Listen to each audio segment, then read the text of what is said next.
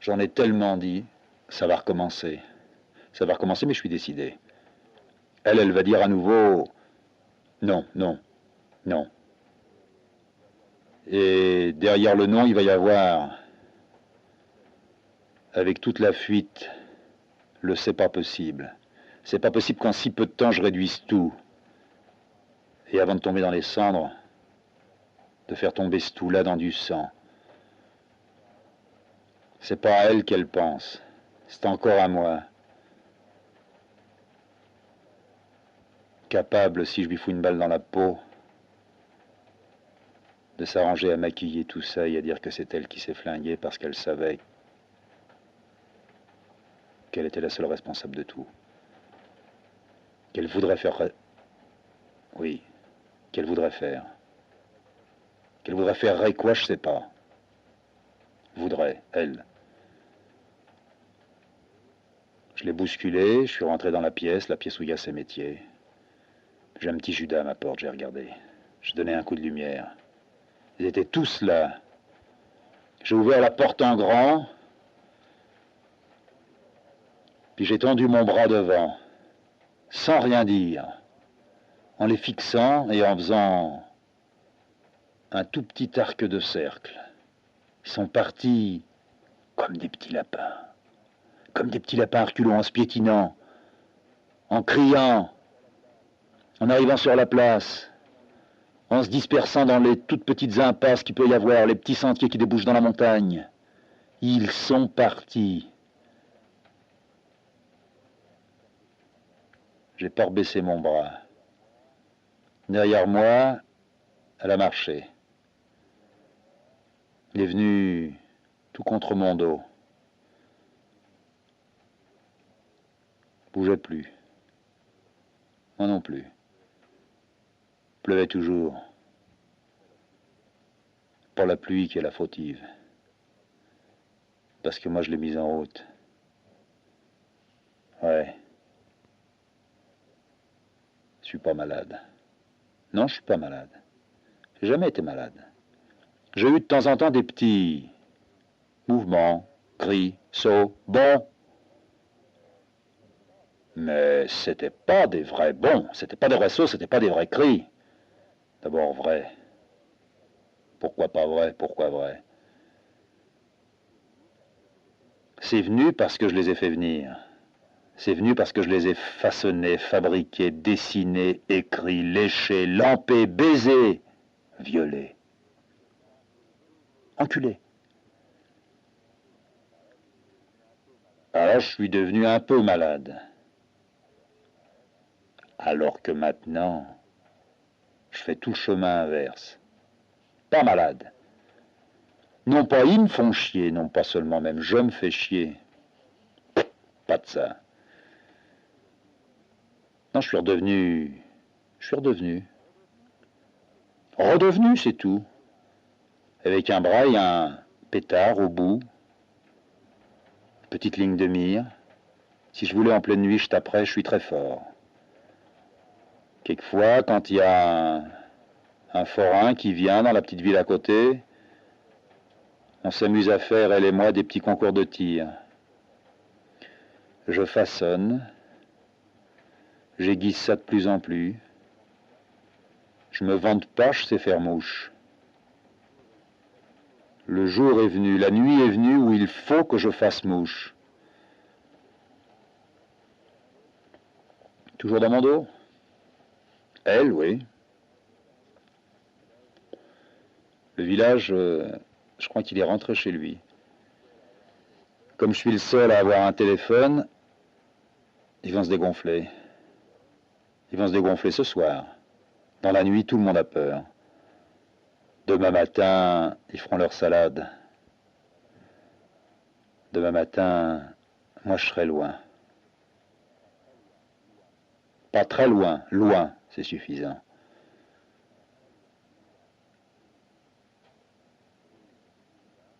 Deux petites mains sur mes épaules, puis on me tire tout doucement en arrière. Elle a fini de pleurer. Elle a refermé la porte. Moi j'ai toujours mon bras raide avec le pétard dans le bout. Elle dit seulement viens. On se retrouve dans la cuisine. Dans la glace, je me vois, j'ai le bras toujours en avant. Espèce de lance-flamme au bout. Elle fait comme si j'avais une cigarette dans la main. Elle ne met pas de la soupe dans les assiettes qui sont encore sur la table. Mais par contre, elle met un petit peu de vin dans un verre, rajoute un petit peu d'eau, qu'elle me tend au bout d'un brin qui ne tremble pas. Elle me fait signe de boire. Et pour me montrer qu'il faut boire, elle boit une gorgée. Elle déteste le vin. C'est peut-être la première fois qu'elle en boit. Elle quitte sa bouche, me tend le verre, l'approche de mes lèvres, réussit à glisser le bord entre elles et fait tomber un tout petit peu de pinard. J'envoie une grande baffe sur le verre. Je vois sur le mur la tache du vin qui s'écarte et qui pend, qui coule, qui fait quelque chose comme une tache directe, non pas sur un papier qu'on va être amené à signer, mais sur un mur. Le mur, mon mur, que j'ai peint, et que dans la cuisine j'ai voulu bleu ciel parce qu'elle aimait le bleu ciel pour une cuisine.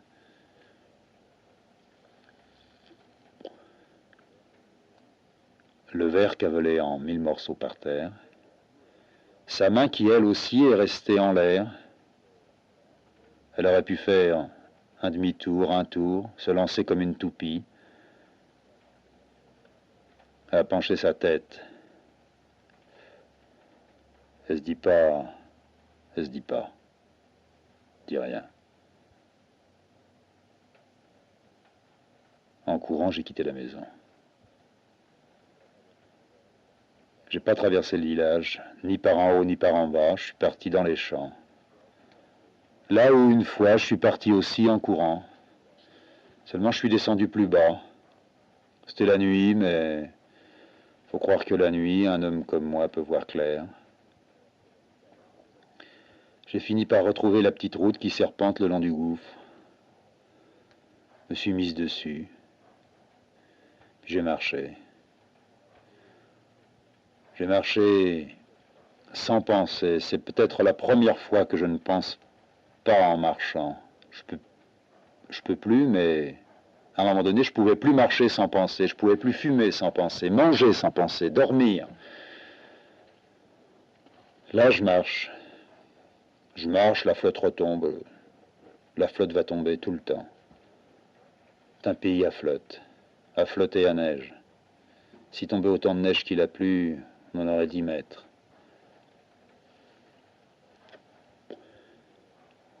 Quand j'arrive au tout petit hameau qui s'appelle en bas du gouffre Charabot, parce qu'il y a la chute du petit torrent qu'on appelle Charabot, dans quelques petites maisons, il y a encore de la lumière. Il y a quelques chiens qui aboient, mais je n'ai pas du tout envie d'aller coller mon œil derrière les fenêtres. Je dépasse le petit hameau de la Charabotte. Je me glisse dans les 3 boyaux qui, à un endroit, se resserrent au point qu'une seule voiture peut passer. Et moi, qui suis pas aussi large qu'une voiture, j'ai du mal à me faufiler là-dedans. Il fait froid, il y a un écho. La flotte et les pierres, tout ça, ça tombe ensemble. Demain, la route sera coupée. La route sera coupée derrière moi. J'ai pas besoin de brouiller la piste, d'elle-même elle se fait. La nature est pour moi. Elle joue mon jeu, ma carte. Je regarde derrière son épaule, je suis tricheur. Je sais ce qu'elle possède. Je vois sa belote et je vois sa tierce. Elle a un bon jeu, mais j'en ai un meilleur.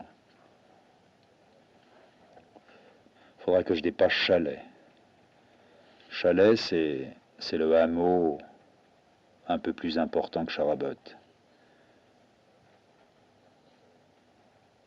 Je passerai Chalais dans le milieu. Je crois que j'ai encore mon pétard à la main. Là, il y a des fenêtres allumées. Là, c'est déjà un petit village. Un petit village qui se rattache à la ville qui est encore un peu plus bas. Qu'est-ce que je vais foutre à Chalais? Je sais pas. D'abord, je vais ne faire que passer. Sortie de Chalais, je continue sur la route. Commence à s'élargir parce que là, le fond de la vallée est un peu plus spacieux. Spacieux, c'est un mot. Il y a d'un côté tous les petits torrents qui ont fait une minuscule rivière, une ancienne voie ferrée qu'ils ont abandonnée, et sur l'autre berge, la route que je suis. La route que je suis et moi qui suis la route. Je suis mon propre chasse-neige. J'ouvre. Traverser sur un pont. Et regarder un peu en dessous. Je ne vais pas me rappeler du pont du suicidé. Dépasser aussi une ancienne usine, désaffectée maintenant, où on faisait du plâtre. Tout est blanc. Le temps n'a pas encore noirci. Il y a 2 grandes grues avec un immense concasseur. Si je connaissais le mécanisme pour le mettre en route, je m'accrocherais en haut d'une grue et lentement mon falzar se fendrait pour me lâcher et je ressortirais en petits morceaux. Je ferais du plâtre rouge, puis du plâtre rose et puis on ne s'apercevrait de plus rien. Seul un plâtrier découvrirait des petites traces. Quand je rentre dans la ville du bas, parce qu'il y a une ville du bas puis une ville du haut. La ville du haut, c'est là où il y a ce qu'ils appellent des sanas. La ville du bas, c'est là qu'il y a la gare où on s'arrête pour aller dans les sanas. Quand je traverse cette petite ville là, avec 2 ou 3 usines de filature, qui travaillent jour et nuit, j'ai plus de flingue. J'ai dû le perdre en cours de route. Je me tâte dans les poches, plus de flingue. Où je l'ai foutu? Je sais pas. Ça pleut, ça s'entend. Je l'ai perdu avec la flotte. J'éponge, j'imbibe, j'envie, j'assemble, j'énerve, je surprends, j'engueule, je classe, déclasse. Pied sur pied, d'un pied, à pied. Ah non, c'est pas mécanique, c'est autre chose. C'est pas le lang-lin-glin, crac-crac. C'est même pas boum-boum. C'est pas encore pampan. Ça fait flof-flof. On dirait que j'ai des ventouses en dessous des tartines. Si j'avais des bottes, je pèserais 10 kilos de plus. Un bain de pied, froid, sans sel, pour décongestionner les orteils. Mon gros orteil, là où j'ai un ongle qui s'incarne tout le temps. C'est beau un ongle incarné. Ça devient jaune et puis bleu. Chaque fois qu'on remet les godasses, ça fait mal. Puis c'est beau une hémorragie. Quand ça coule, quand ça pisse, quand on l'arrête, quand on pose son garrot, puis quand on défait le garrot. 1er juillet 1924. On m'a dégarrotté. Je me suis regarrotté, je me dégarrotte. Tu te dégarottes, il se dégarotte, on se dégarotte. Nous, vous, ils, eux, on. Sans combine. J'ai perdu la combine, il ne faut pas s'en faire.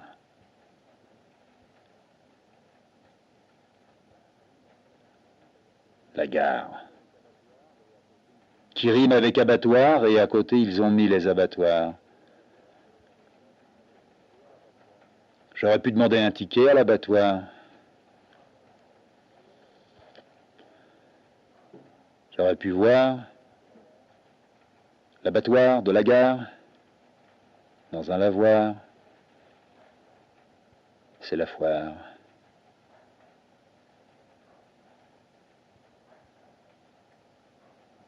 Ramdam. Avec macadam. Pas technique ni automatique. Pas mécanique. Malgré le courant électrique et la gare. La gare qui est allumée, elle aussi, toute la nuit, tout le jour. Ça passe. Ils s'amusent avec des petits boutons, à les arrêter un peu au bout du quai, à les faire repartir, à crier « Station sanatoriale !» Station sanatoriale, station sanatospéculum,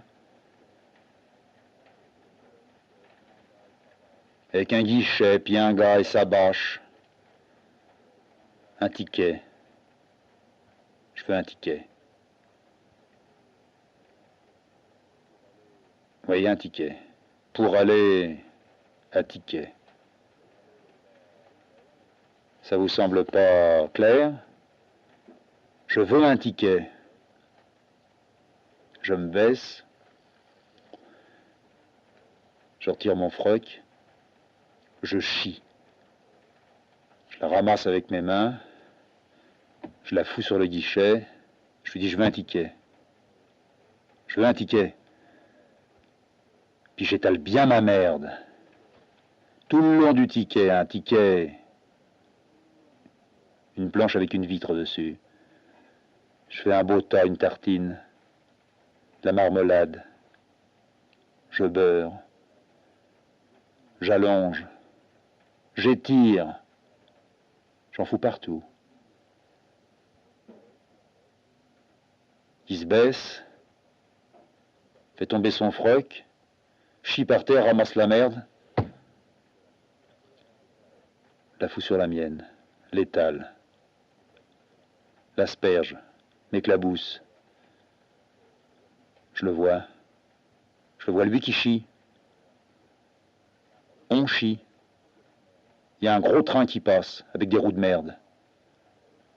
Dans un courant noir. Pourri.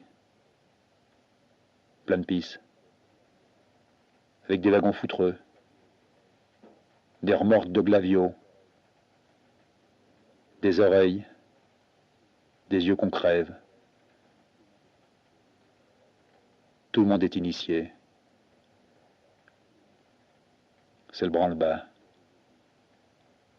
On tire des obus.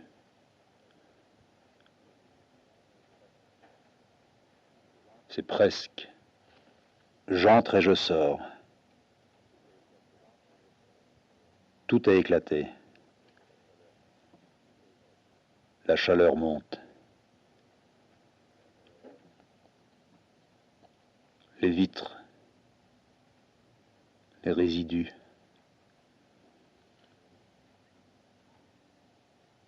J'oublie. J'oublie volcan, foudre, tonnerre, pluie, heure, montagne, désert. Un nouvel hybride. Sorte de métal. C'est pas le ciel que je mange. C'est une tête. Un acte en forme de tête. Qui pourrait être pétrifié. Un homme d'ici qui prend un morceau avec des totems, des amulettes, de l'énergie.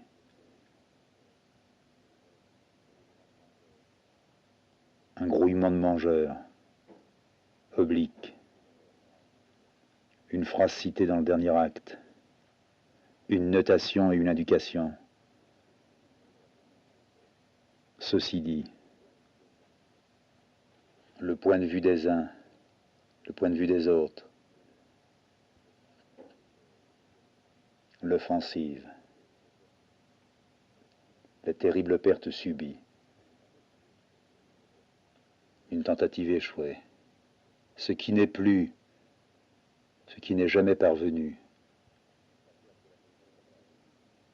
la perte de la notion de la coupure. Dehors, des camions passent. Lentement, tous se mettent à dévier au bout de la ville et à rouler pêle-mêle dans une gorge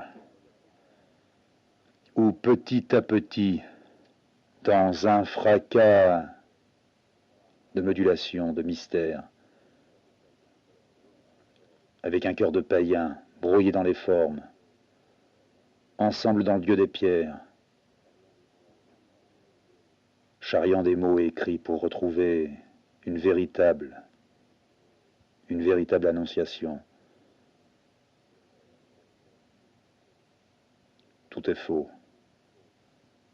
en forme de faux, exceptionnellement faux, libre de décrire.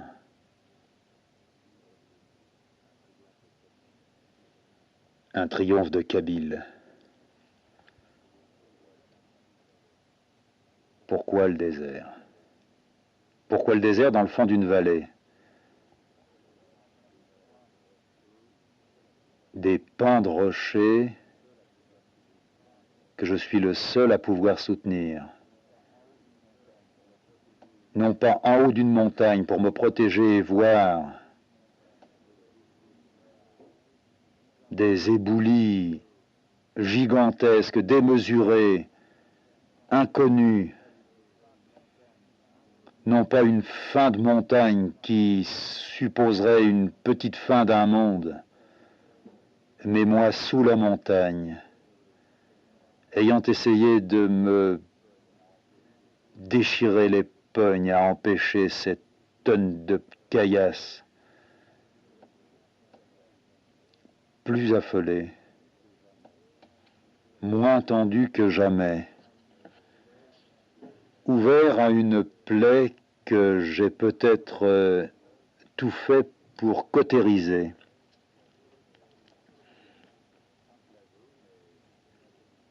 Enclavé, mais encravé aussi.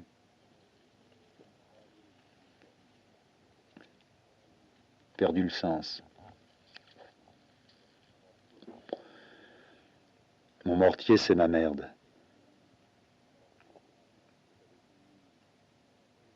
C'est avec lui que j'essaie de tout retenir. Retenir et tenir. Le petit cri du poulet que j'égorge. Cette corde que je tiens autour de mon cou. Fini la cravate. Mais fini aussi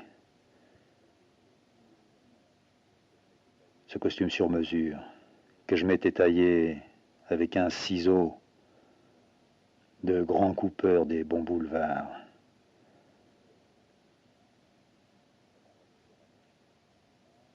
La contradiction m'a fait chier. J'en ai marre de dire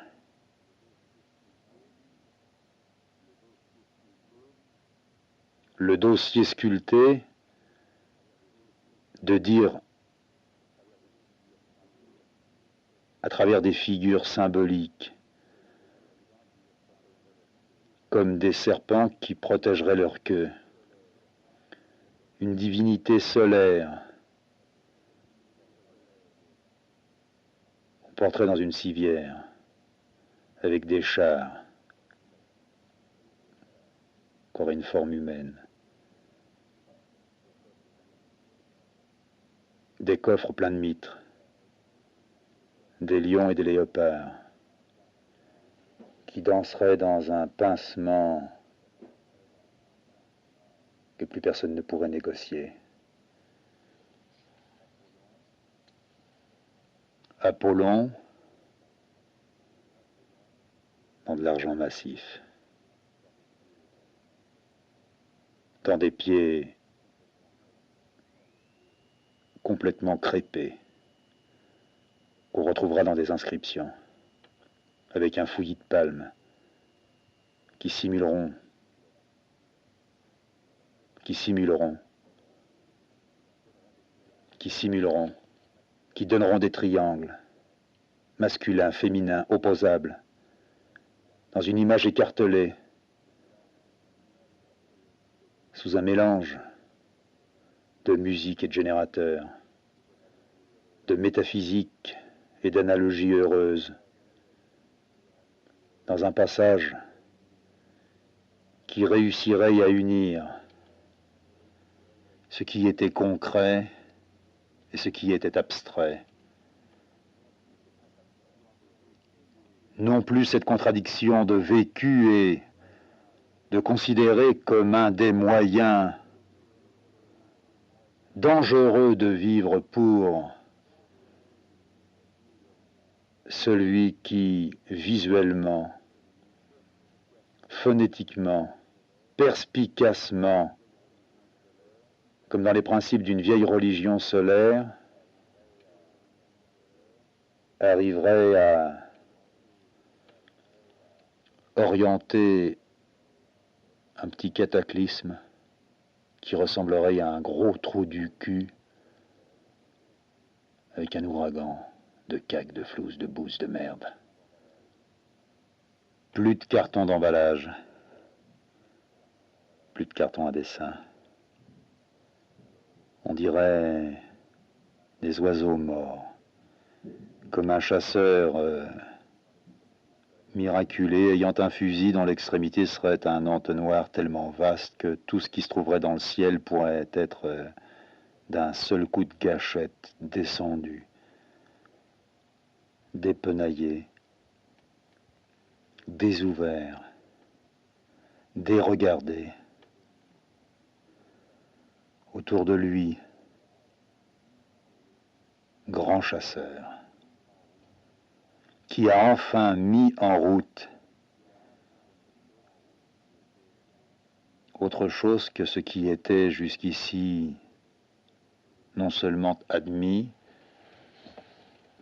mais toléré, reconnu. C'est fini de ficher, de perforer. C'est fini aussi d'alimenter la boîte à merde de la contradiction. À présent que camions, wagons, arbres, rats, femmes, conflits, portes tournantes et lampes, c'est fini. C'est fini parce qu'il y a un F, un I, un N et un I.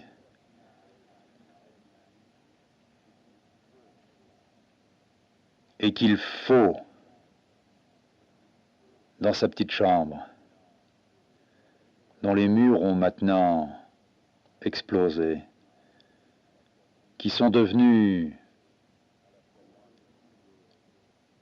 à la fois moins étriqués et plus concentrés que ce bout de ciel qui pend dans une vitre avec une larme de cul. Tu peux toujours essayer. Tu peux toujours monter. C'est moins compact, plus ouvert, renversé. Quand tu parles,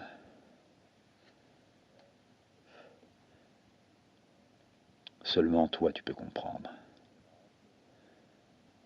Ce n'est plus une adresse, ce n'est plus une quête. C'est une petite larme sur un livre.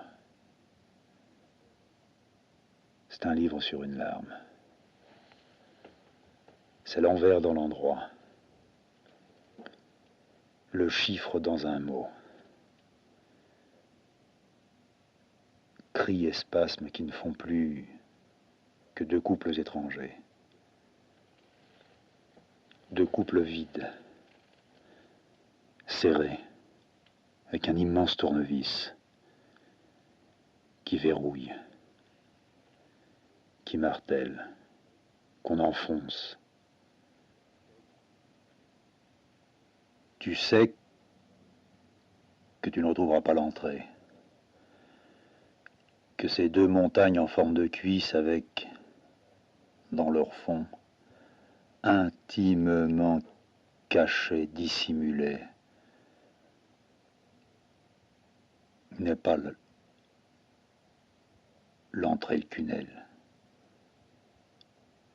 l'anus, dans lequel maintenant, à présent, tu dois essayer de pénétrer, de te faufiler. Il y a dans ton dos ce grand secret. Devant toi, pour toi, seulement pour toi, pour personne d'autre que pour toi,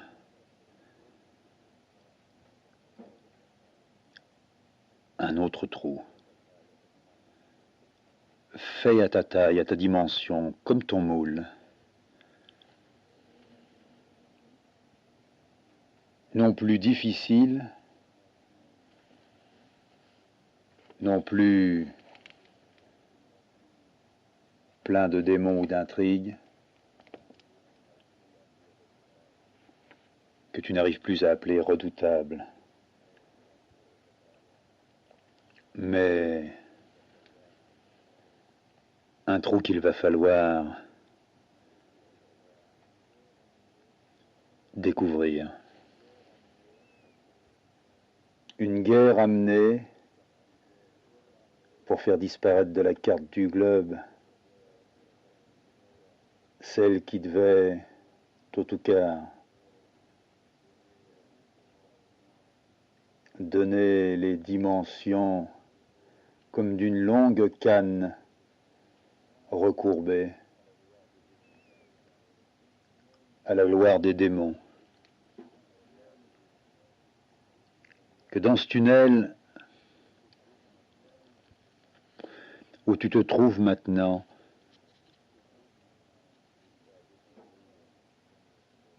tu vas découvrir que les mots, les traits, les points, les couleurs ne voulaient rien dire et que ta petite quête symbolique ne repose que sur des petits clous rouillés qu'un souffle si léger peut faire tomber. Des clous faits de cendre. Tu n'avanceras maintenant qu'en t'appuyant sur eux, qu'en tombant avec eux.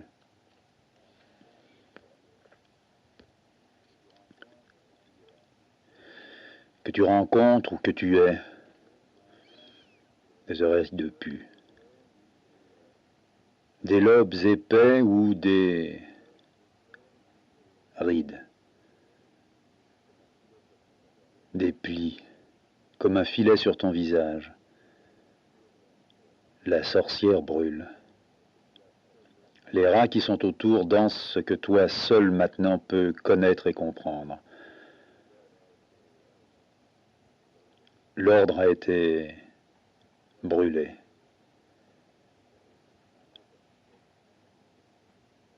Un mot comme siècle, comme libération, ont été remplacés par un autre qui commence par un F, qui est suivi par un E et ensuite par un U. Le U des choses qui changera tes actes. Le séjour que tu as passé comme une chose prépondérante, qui va continuer non plus à t'amener de découverte en une autre découverte à déblayer les images de ton passé. À présent, tu n'appartiens même pas à ton propre avenir. Les choses sont consumées. Tu sais qu'elles peuvent être maintenant considérées comme consommées. Faites, flasque. Au point où tu en es, c'est même futile qui deviendrait, non pas à l'esprit, mais à la chair. Tu et je, l'androgyne. L'arrondi de l'androgyne et la saillie. Le creux et l'aile, mais le noir. La vie est donnée pour aller à la vie du possible et de l'impossible. C'est la seule chose qui puisse te permettre de ne plus jamais retomber dans la contradiction. Les petites phrases, les petits mots, les dialogues que j'ai eus. Arrêtons de parler de toi. Regarde-nous. Que le jeu qui se pense et le jeu qui se penche, que tout ne fasse plus qu'un seul petit amas, dans lequel, tout doucement, de destruction en destruction, maintenant que tu connais la grande valeur du cri, brûler sur place et avoir tout donné,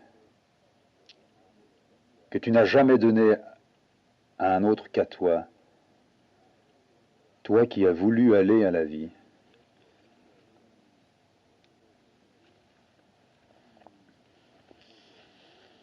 Si aujourd'hui, 21 février d'une année qu'on dit être celle de 1968, à l'heure qu'il est 11h02, et qu'en bavard, tu as immodestement étalé tous tes petits furoncles, tes petites plaies, que tu as essayé d'un doigt de rentrer dans le fond de ton anus en grattant et en te levant. Tout à l'heure, je me suis levé, j'ai pris une boîte qui fait office de pissoir, j'ai pissé dedans, j'ai ouvert ma fenêtre, j'ai balancé mon demi-litre de jus jaune dehors dans le jardin. Maintenant que je suis revenu sur ma chaise, à ma table, avec ma lampe à gauche, une lampe que j'ai faite dans une bouteille avec un tuyau de poil noirci et un bout de corde au bout. Maintenant que je suis là, légèrement penché, semblable aux guerriers que les armures ont trahis, que sa propre armure, qui s'est ouverte ici et là, au coup qu'il croyait avoir esquivé. Ici, dans l'atelier devenu champ de bataille, une jambe passée sur l'autre jambe, essayant d'allumer une ultime cigarette sans faire de bruit, pour ne pas nous gêner, tendant l'oreille, inspectant le bout de toit que je peux apercevoir de ma fenêtre. Les chaises me tournant le dos, les objets figés, morts, qu'il suffira d'animer en me levant, en allant vers n'importe quelle table. Tout comme si, dans une grande plaine, je venais chercher refuge dans des buissons pour ne pas voir le désastre. Parvenu au sommet de la coupure, coincé entre ces serres, ces énormes griffes, figure affreuse, existence tellement moins affirmée, tellement moins valable, si mal contenue, en couches grossières, dans la séparation de toutes les forces possibles, qui vont aller agonir lentement,